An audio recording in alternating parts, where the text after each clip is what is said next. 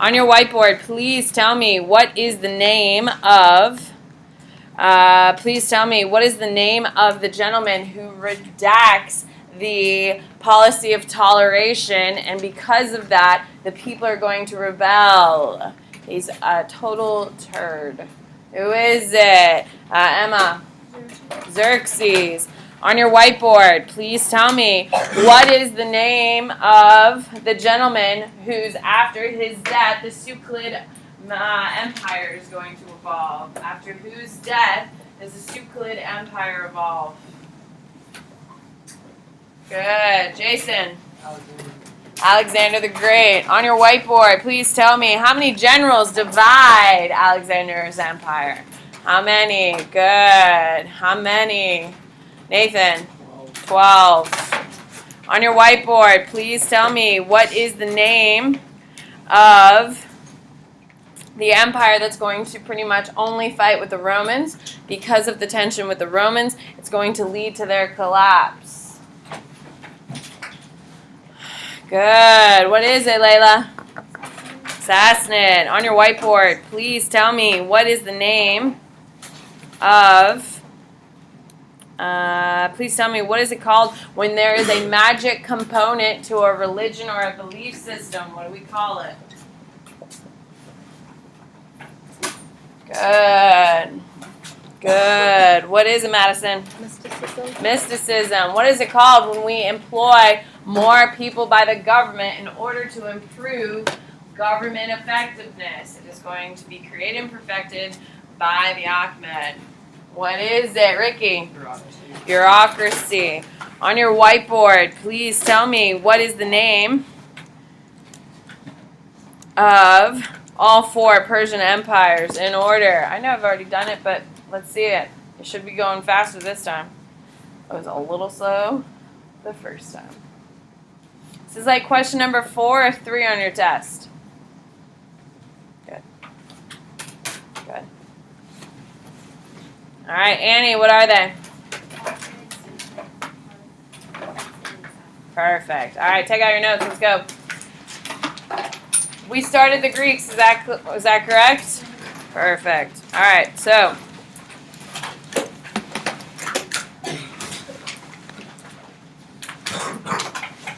friendly reminder that you have a test on Thursday. It is on both Greek and the Persians. I am telling you right now, I am going to, and you're ahead of every other class. I am barely or maybe not finished teaching the Greeks tomorrow. You are still testing on Thursday. Is everyone clear on that? Welcome to AP World. Okay? So, I may not finish. You guys are ahead of everyone else. In case you haven't noticed, I teach through homeroom. Okay? So, hopefully I'll finish content. If not, it's still all in the test on Thursday. On Thursday, you have a test, 25 questions, all multiple choice. A bunch of them are heavy on the stimulus, of course. You also have your focus and your spice are due on Thursday. Tomorrow, your map and your primary are due. What? Mycenaeans? They're part of the Greeks. Yeah. Yeah. We're going to start that all over here in a second. So tomorrow your map and your primary are due. On Thursday, your focus and your spice are due. All right, let's go. So we did talk about the Minoans. They're the foundation, correct? Okay. The Minoans, they built their first city on the island of Crete. They're Kosnos. They're officially the first Greek civilization. They are important. I put a big star if you haven't. They're important because they are the foundation of European monarchies. Every government is going to run their government similar to them, so they're a big deal. Okay? They are going to decline, and I would write decline. We assume it's a natural disaster, whether it's an earthquake, tidal wave, or something. We're not really sure, but we think it's most likely a natural disaster. Okay? So they kind of fall off the place. So the Minoans are first, then the Mycenaeans. Okay? So Minoans, then Mycenaeans. Yes, you do need to write down Mycenaeans. So, they are going to invade the Greek peninsula. I would write that down. They are Indo-Europeans and they invade the Greek peninsula. Okay? They are going to see the Minoan culture and they're going to mimic it. Okay, so this is your first civilization on the actual peninsula of Greece. They're going to see the Minoans. They like the Minoan format. They're going to mimic it. Okay? They invaded the Greek peninsula. Okay, they're Indo-European. Okay, and they're going to come in and they're going to invade. Okay? The Mycenaeans, ladies and gentlemen, please stop and look at me. When you think of the Greeks, it's the Mycenaeans you're thinking of. Does that make sense? They're the Trojan horse people. They're the Iliad and the Odyssey. They're the ones who are going to have the classical era of Greece. Okay? They are the big Greek Empire. When you think of Greek at its finest, that's the Mycenaeans. Is everyone clear? You need to write down that they created the Iliad and the Odyssey. If you've ever read any Greek mythology, that's it. If you know anything about Greek mythology, it's all coming from those books. Okay? They're going to have a ton of issues. Okay? And eventually it just disappears. Okay? So, they have and it just disappears. What? They're the first civilization on the Greek peninsula. Alright, so we have a polis. Now, Polis is a Greek city-state. We've already talked about why they have city-states. You can tell me why the Greeks have to have city-states. Why are they importing so much? Why? Because they don't have like fertile land, so it's spread out. They don't like the farmers and stuff. Yeah, of course. So they have to import actual food because of their growing population. All right, there you go. Nice job. So the only things that are growing in Greece are olives and grapes for wine. That's the only things that Greeks can actually grow on their own. So everything else needs to be imported. Okay? So because they have this city-state structure of polises, everyone is incredibly unique. So the polises, heavily needed because of terrible farmland. Polises are needed for heavy farmland. They create a city-state structure, okay? Which means every single one is uniquely independent. Okay, so they create a city-state structure, which means every city-state is uniquely independent. There is very little similarities between the Athenians and the Spartans. Very little. Except for the fact they both call themselves Greek. That's it. Okay, so they are, we'll get there. So your first major city-state, of course, is Sparta. Okay, it is going to be the militarized city-state. That's what they're known for. Okay, all of their people, they don't call them citizens, they call them helots. Okay, which is a nice little fun fact for you. Okay, they have serfs, they're tied to the land, you don't really need to know that. However, they create a military society to control the threat of rebellion. That's what you do need to know. They create a military-based government in order to control the populations. Now, keep in mind, Sparta is up in the mountains, okay? So, do you think they have a lot of food or very little amounts of food? Little. Very little, okay? Keep in mind, how are they getting all these polises? What do they use to get to all their polises? Where are the polises all around, people? Water. Yeah, they're on the water. Perfect. They're throughout the Mediterranean Sea, correct? We put them on a map, for God's sake. Okay, so if you're up in the mountains, how much access do you have to water? So do they have access to the wheat and the grain they're importing? Absolutely not. So because of the really, really harsh environment where Sparta is, they have to create a military-based government in order to keep the population under control. Has to be super highly regulated in order to keep rebellion down. Makes sense, correct? Okay, so you do need to know austerity is the norm. Don't write it down, you don't need that. But you do need to know that boys are removed from the home at the age of 7. They begin their military training at the age of 7. Okay?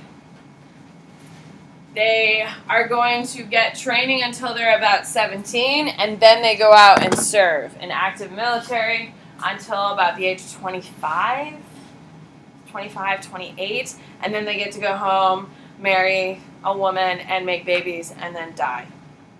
That's what men are allowed to do. All right, women are going to have the most independence of all city-states. You're going to want to write that down. In Sparta, women have the most independence of any city-state. For the mere fact is, if the men are being taken out of the home, how important is the home the first 7 years? Important or not? Very important. So it's seen as a mutual respect. The women are the ones who are supposed to keep society going while the men are off fighting. It's a sign of respect. That's why women get so much independence. Okay? Here we go. Now, Athens is your second city-state. Okay, Athens. And they are the first to create democracy. That is their first real big accomplishment. As we heard, is it important to the people of Greece? Yes, absolutely. Remember, in Pericles, the most important ruler of the Greeks, in his funeral oration, they weren't talking about how great he was, they were talking about the accomplishments of the Greeks. Remember from your primary?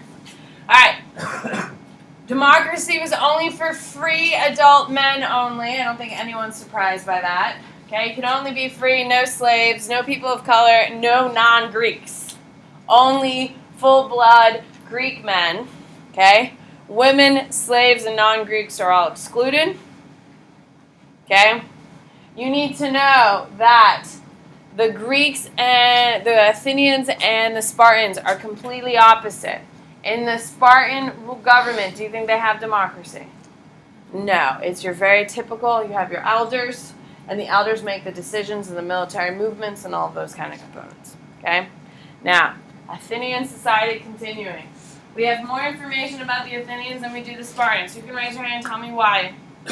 Why do we know more about the Athenians than we do the Spartans? Why, Tristan? Yes. Well, okay, both of them have writing systems because they're going to write down the lore of the Spartan victories and stuff. But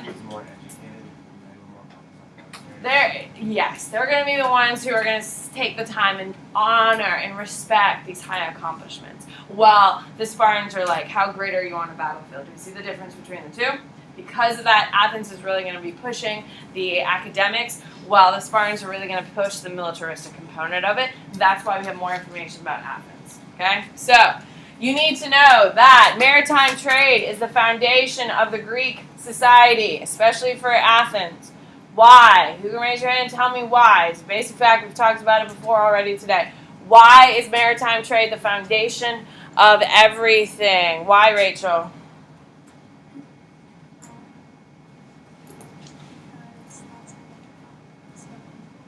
For what? Why do they need things important? There you go. A whole society cannot survive without it. Okay?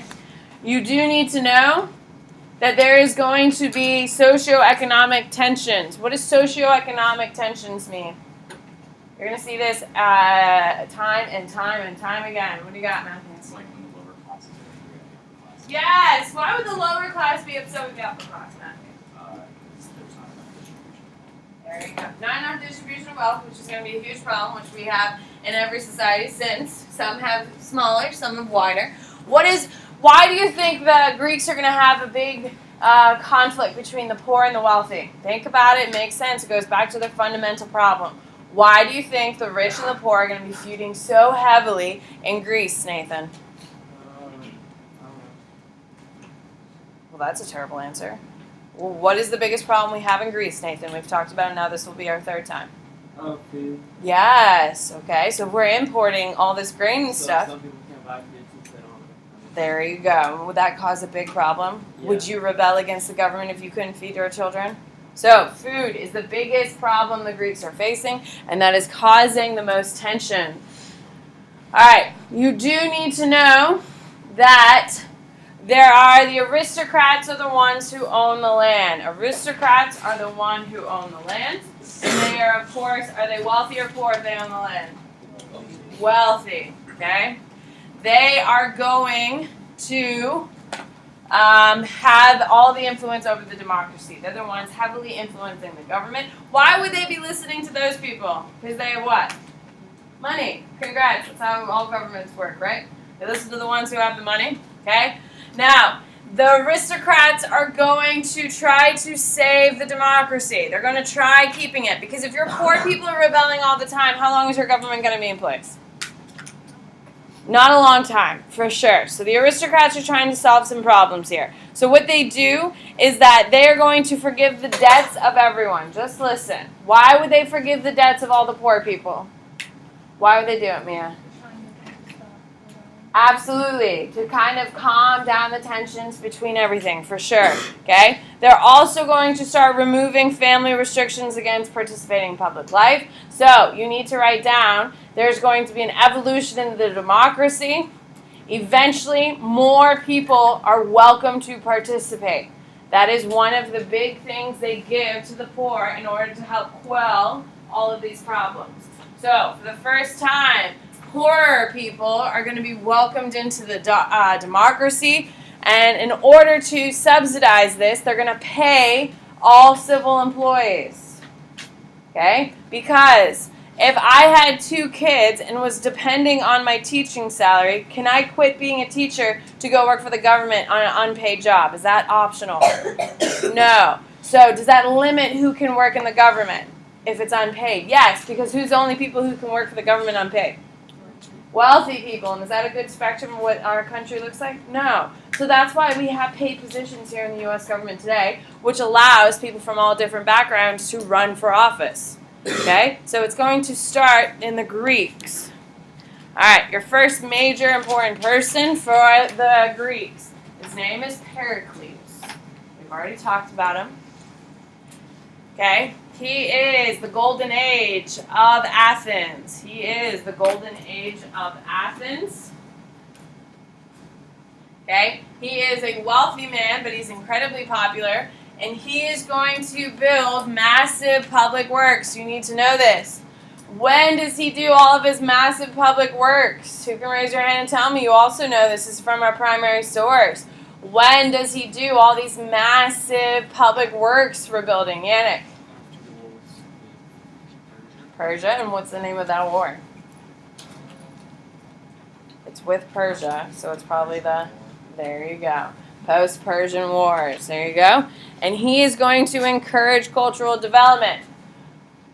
Okay? This is Mycenaean. He is going to be the high point. All of the things that you think that are Greek are coming mostly under him. Okay? All right, to the boards. Let's go. On your whiteboard, please tell me, who is my foundation of Greek society? Who is my foundation of Greek society? Good. Come on. No. Good. Who is it? Sydney? The Minoans. The Minoans are located where? Let's be faster. Let's be better. The Minoans are located where? It's a whiteboard question, wasn't it? Good. Alejandro. Crete. What is the name of the capital of Crete? This is where they are going to build his palace. There you go. It is important. Good. Good. Kosnos. Kosnos Palace. For Ren, you will be studying Kosnos Palace, by the way. On your whiteboard, please tell me, who is the second major civilization under the Greeks? They are, of course, going to be on the Greek peninsula. There we go. Who is it? Amari. Mycenaeans. On your whiteboard, please tell me, what is the name of the 2 books that are most affiliated with the Mycenaeans?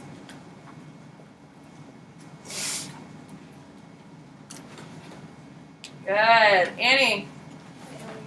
Elliot, have you ever had the pleasure of reading them? Nice. How was it? Did you like it or not? I like it because I like it. There you go. You either love it or you hate it. Who here hates it? Just me? Cool. I can live that life. I just don't like it. Alright, on your whiteboard, please tell me, what is the name of the gentleman who ushered in the golden age? What is the name of the gentleman who ushered in the golden age of Greece? Good. Who is it, Jason? Pericles. On your whiteboard, what do we call the ports all along the Mediterranean that are used to import Greek goods like grain that cannot be grown? No. What is it? Quinn? Polis. What is it called when we have independent regions that have their own kingdoms, like Sparta and Athens. What do we call those? We'll see them again and again. Good. What is it, Potter? City-state. On your whiteboard, please tell me what city-state with a militaristic focus. Come on. Come on. What do you got, Ricky? Sparta. Who can raise their hand and tell me why was Sparta militaristically driven? Abby. It was on the mountains. There's a lot of civilizations that are on Because mountains. They didn't have a lot of like food. Okay. Supplies, so they had to manage their. Do you see how that's a much better answer than saying they're on the mountains? Yes. Okay. It's a beautiful answer when you fully explain. Yes. They're in the mountains. Food is scarce. In order to keep the population under control and keep them well regulated, it's militaristic based. On your whiteboard, please tell me which city-state created democracy? Good. What is it, Tristan? Athens. On your whiteboard, please tell me what is the name of the people who live in Sparta? And don't call them Spartans. Good. Good. What is it, Madison? Helots. On your whiteboard, please tell me what age are young boys taken from their homes in order to begin their service? What is it, Rachel? 7. On your whiteboard, please tell me, I am a woman, but if I was a woman during this time, what civilization and what city-state do I have the most independence in? Good. What is it? Savannah? Sparta. Why would I want to live in Sparta? It sounds pretty awful if it's in a mountain and it's militaristic. Why would I want that? Okay, but why? Who can tell me why? Mia? Because the men are off, in the military, so the women are at home and they don't have, anyone over them, and they're, thought of as, really good because they, bring the boys, they keep them and they, raise them. They're respected. They're holding up their end of the bargain, correct? They're the ones keeping the home front safe and all that stuff when the men are out fighting. There you go. Nice job. On your whiteboard, please tell me, who are the only people voting in this democracy in Athens? In the beginning, who was the only ones voting in this open democracy? Good. Saran. 3 adult men. On your whiteboard, please tell me, what is the most important aspect of Athenian society in order to keep their civilization going? What do they depend on more than anything else? Think about it. They don't have that much food. What do they depend on? Good. What is it, Alejandro? Maritime trade. On your whiteboard, please tell me, what is the fancy term when we say social classes are fighting? What is the fancy term for social classes are fighting? Nathan, you were getting rocked over here. Good. Cheyenne, what is it? Socio-economic tension. Absolutely. Okay. On your whiteboard, please tell me, with the inclusion of who, do we all of a sudden see paid public service? We all of a sudden see the forgiveness of debts, and we start seeing family restrictions are being removed. Good. We start with the inclusion of who, Emma? Poor people. And why are poor people allowed now to vote? Why are they allowed to participate in our democracy? Why, Jason? So that they can eat and feed their children. No. Cheyenne? Because they didn't want them to rebel. Yes, they want to stop the rebellion. So the easiest way is kind of given some of the demands they Also, want. so they can feed their children. No. All right, here we go. Pericles, we covered. Perfect, massive work. So, Greek colonization. So, there's a couple places that you do need to know.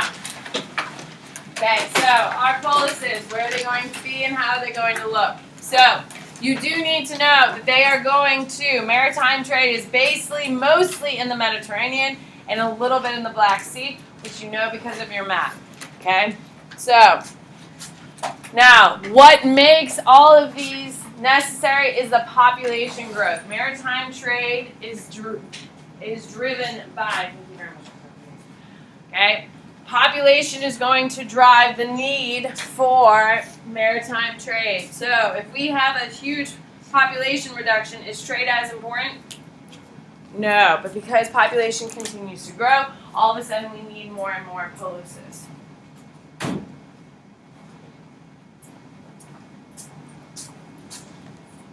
Okay. All right. So, the effects of the Greeks. Okay, the effects of the Greeks. There is now going to be consistent and regular trade in the Mediterranean basin. You need to write that down. The effects of the Greeks. There is now consistent trade in the Mediterranean basin. Okay? There is now going to be the exchanging of cultures. Because it is super regulated trade in the development of the Greek culture, we're going to see the exchange of cultures. And we're going to start seeing, those are the two big things. All right, so second one is the exchanging of culture. All right, Persian Wars, here we go. What do you need, Ayla? Oh, you good, Amari? Okay, so next thing you need to know is the Persian Wars. So, the Persians invade the Greeks. Okay? The Persians invade the Greeks first. The Greeks fight back. Athens is going to supply the ships. You can raise your hand and tell me why Athens and not Sparta are the ones providing the ships. Mia? Okay, and why not the Spartans? Yeah, they're in the mountains. They don't have ships, people. Okay, that's why they have a military-based society, because they don't have enough food. They have to regulate it. So, what we're going to see is that both all of our Greek city-states are going to unify against the Persians. All Greek city-states unify against the Persians. Okay, so the Athenians are going to beat the Persians. Okay, Xerxes is going to burn Athens. Okay, Xerxes burns Athens. And then the victory is won by the Greeks in the Battle of Marathon. Okay, so you just need to know Xerxes burns down Athens. Okay, however, the Greeks win at the Battle of Marathon.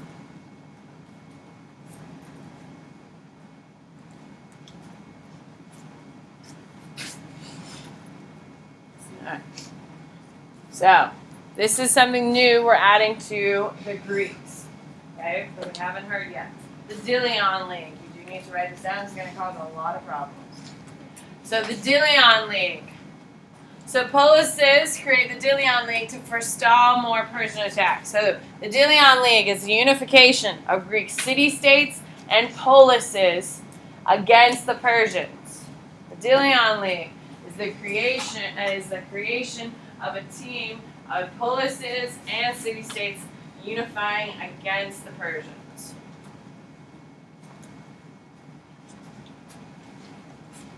Okay? Now, the people who are in charge of it are going to have the largest economy and the most powerful influence. Who is it? Athens. Athens controls the Delian League. You're going to want to write that down. Athens controls the Delian League, and they write themselves checks to rebuild Athens. Okay, so the Delian League is the unification of polises and city-states against Persians. Okay, Athens is the one in control because they have the largest economy. Correct? Makes sense logically. They're used to dealing with that kind of money. They're going to start cutting themselves some checks to rebuild the city under Pericles. After who burns it down? Xerxes. Okay? It is going to be resented by every other city-state and polis throughout.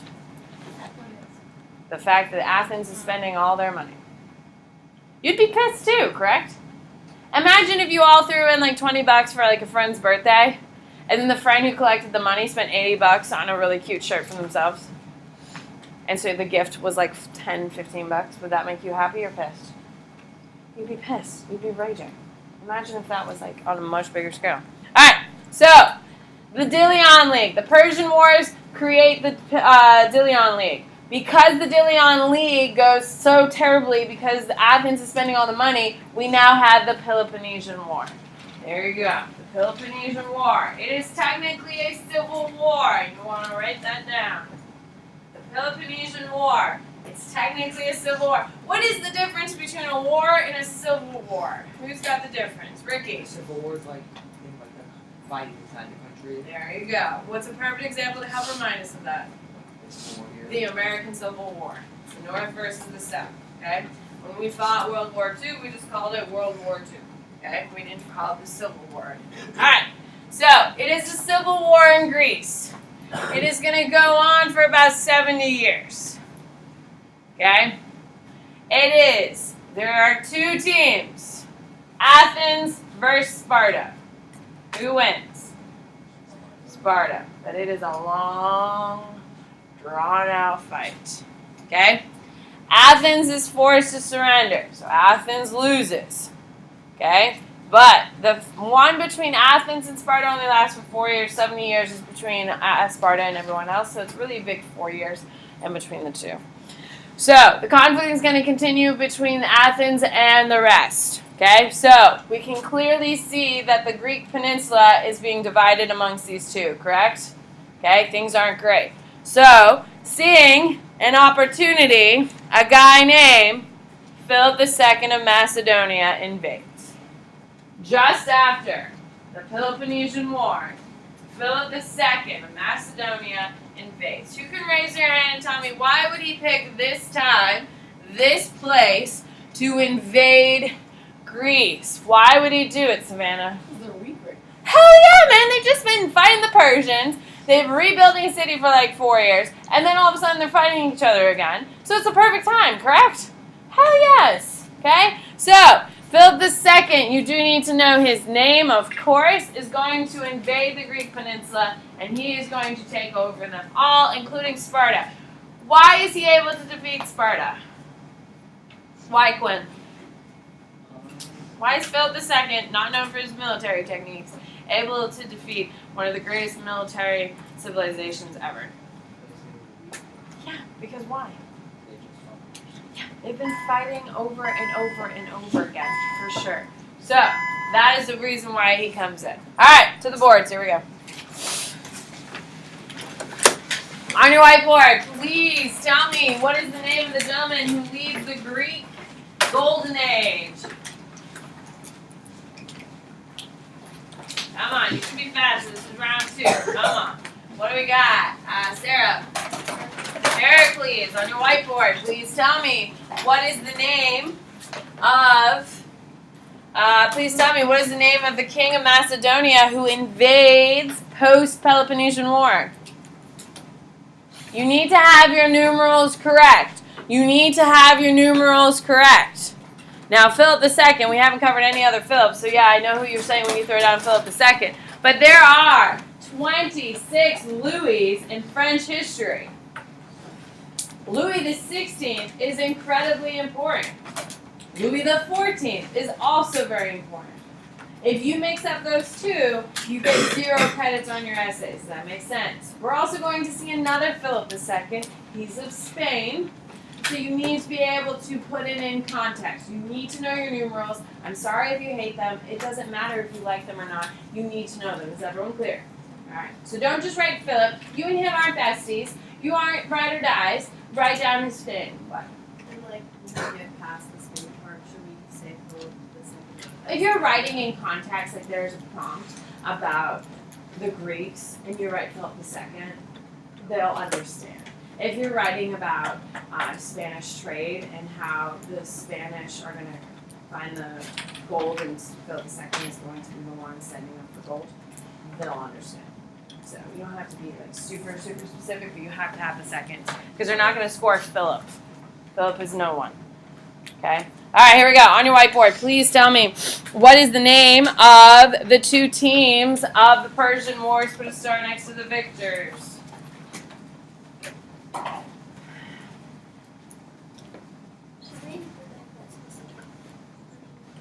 I would like it, but I'm not that crazy. Especially when we're on the Greek side. Does that make sense, Ayla? If we're on the Persian side, I care more. What What is it, Wyatt? Persian versus Greeks. There you go. On your whiteboard, what's the name of the dude who burned down Athens? Good. Nathan. Xerxes. On your whiteboard, what is the name of the dude who rebuilt Athens? What is the name of the dude who rebuilt Athens and really pissed off everyone else? Mia. Pericles. On your whiteboard, please tell me, in order to defeat the Persians, the Greeks unified in what group? In order to defeat the Persians, they unified into what group, Saran? The Delian League. The Delian League was led by what polis / city-state? Good. What is it? Mia? Athens. On your whiteboard, why does the Delian League lead to a civil war? What happened? Why does the Delian League lead directly to a civil war? Good. Rex. Athens steals money from Yeah, absolutely. So, name that civil war.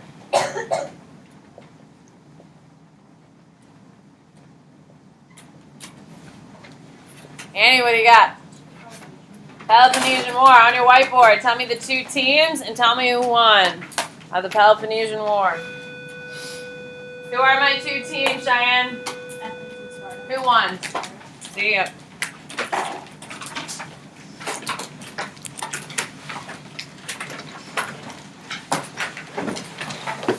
Oh my god, we have so much to go.